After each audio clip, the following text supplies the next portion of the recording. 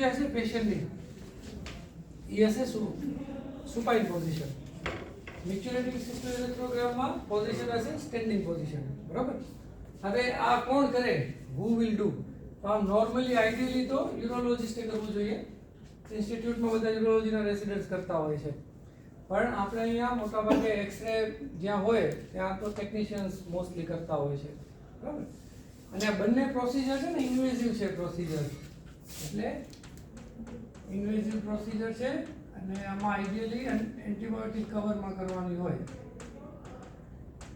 એટલે અમે લોકો નોર્મલી એક ઇન્જેક્ટેબલ એન્ટીબાયોટિક આપી અને પછી પ્રોસિજર કરતા હોઈએ, રાઈટ? નહીંતર ઇન્ફેક્શન થવાનો ચાન્સ છે. ઓકે, તો પહેલા એયુજી. તો એયુજીમાં આઈડિયલી સુપાઇન પોઝિશન હોય. પછી સુપાઇન પોઝિશનમાં આ પેશન્ટ આમ સૂતું છે, બરાબર? તો બે પગ આમ જે સીધા હોય ને એમાંથી એક પગ આપણે આમ બેન્ડ કરવાનો, આવી રીતે, લાઈક 4 બને એવી રીતે, 4 o'clock જેવું બને એવી રીતે. એટલે એનો જે ફીમર છે એ આવી રીતે આમ એંગલમાં આવી જશે, રાઈટ? ઓકે, હવે આમાં મોસ્ટલી 20 ml જેટલું આપણે જોઈએ. આમાં કરેલા પડ્યા છે. જો આ આપણે ખબર પડશે કે આને બરોબર નથી કર્યું, હે ને? આ છે ને આ પ્રોપરલી નથી કરેલું. આ યુજી છે આ જરાય પ્રોપરલી નથી કરેલું. પોઝિશનથી લઈને બધું જ નથી બરોબર, રાઈટ? તો આ જે ફીમર છે ને એ આખું આમ થઈ જવું જોઈએ, રાઈટ? તો ફીમરને પહેલા આપણે બેન્ડ કરી નાખશું. પછી આમાં જે છે ને પેનિસને ખજરી સ્ટ્રેટ કરીને પેરેલલ ટુ ધ ફીમર આપણે રાખવાનું. જે થાઈ હોય ને એને પેરેલલ રહેવું જોઈએ, બરાબર? 20 ml ની સિરિંજ હોય એમાં કોન્ટ્રાસ્ટ હોય, પછી એનો નોઝલ હોય જે ગ્લાન્સમાં આપણે ફિટ કરતા હોઈએ. અને નોર્મલી અમે લોકો છે ને આના 2-3 વેરિયન્ટ છે, કેમ કે આપણે તમે પુશ કરશો અને આ સ્ટ્રેટ રાખવાનું છે. કોઈ મિકેનિઝમ 2-3 મિકેનિઝમ હોય છે એના. એમાં જે સૌથી સાદું ટેકનિક છે એમાં આપણે શું કરવાનું, આ ગોસ્પીસથી જ કરી શકીએ, બરાબર? આ ગોસ્પીસ હોય એને આપણે આમ કરી નાખ્યું અને જે કોરોના હોય ગ્લાન્સની ઉપર એની ઉપર આપણે આવી રીતે એને આમ કર્યું. and then you twist it.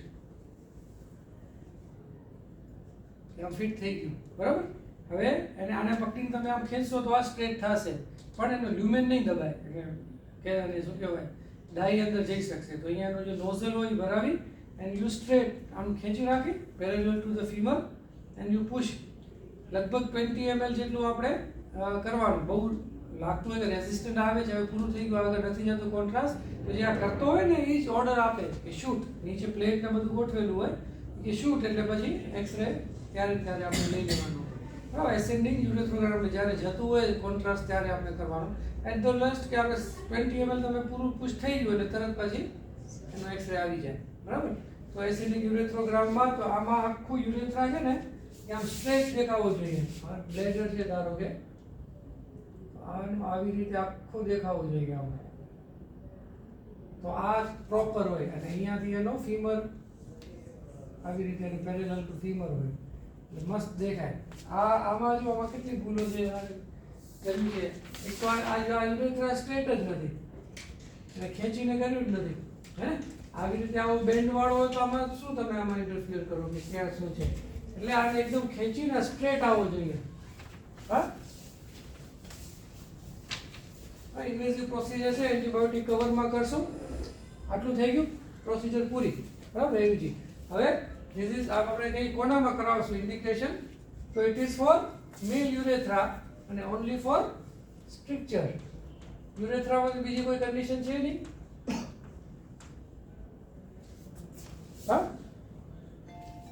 Structure urethra માટે આપણે એયુજી કરતા હોઈએ છીએ, રાઈટ? હવે પેશન્ટ વોઇડ કરે છે, બરાબર? રિટેન્શનમાં નથી. હા, યુરોફ્લોમેટ્રી કરી બોક્સ પેટર્ન આવે છે. You are planning you are going to plan four VIU. Only AUG is sufficient. This is four planning four. હવે આ શેના માટે આપણે જોઈએ તો પ્લાનિંગ ફોર સર્જરી, બરાબર? પ્લાનિંગ ફોર સર્જરી એટલે કે વેધર ઇટ ઇઝ VIU કે યુરેથ્રોપ્લાસ્ટી નો કેસ છે. બરાબર, એ એક પ્લાનિંગ થાય. બીજું પેશન્ટની પ્રોગ્નોસિસ તમે એક્સપ્લેન કરી શકો. આના પરથી તમને ખ્યાલ આવી જાય ને કે ભાઈ શોર્ટ લેન્થ સ્ટ્રક્ચર છે, લોંગ લેન્થ સ્ટ્રક્ચર છે, પાન એન્ડ અચ્છા હવે મેલ યુરેથ્રા આપણે વાત કરી ને, તો એમાં આખું મેલ યુરેથ્રા ઇવેલ્યુએટ થઈ જાય. મેલ યુરેથ્રાના કેટલા પાર્ટ હોય? તો આમ બે હોય, એન્ટિરિયર યુરેથ્રા અને પોસ્ટિરિયર યુરેથ્રા. પછી એન્ટિરિયર યુરેથ્રાનો પાછા બે થઈ જાય, એક બલ્બર યુરેથ્રા અને ડિસ્ટલ પેનાઇલ યુરેથ્રા. બરાબર.